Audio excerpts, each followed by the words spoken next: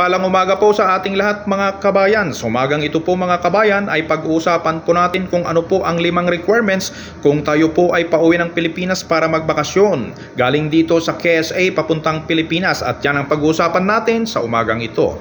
At heto na po mga kabayan ang 5 requirements na ating isi-secure bago pa tayo umuwi ng Pilipinas. Unang-una sa lahat mga kabayan ay magkakaroon po tayo ng valid passport. At kapag sinabi pong valid passport ay 6 months pa ito bago po ito ma-expire.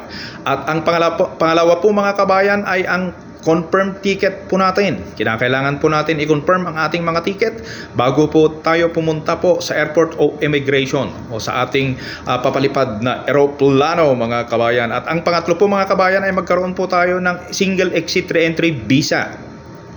Napaka-importante po ang single exit re-entry visa na ipakita po natin bago tayo mag-flight mga kabayan. At ang pang-apat po mga kabayan ay magkaroon po tayo ng e-travel QR code dahil ito po ang hinahanap po sa ating eroplano o bago po tayo lumipad papuntang Pilipinas. At ang panglima mga kabayan ay huwag po nating kalilimutan ang proof of vaccination po natin kung kailan po tayo na-vaccine at ano pong klaseng vaccine ang naibaksin po sa atin. At kung wala naman po tayong vaccine mga kabayan ay magpakita po tayo ng PCR test bago po tayo makauwi. God bless po sa ating lahat.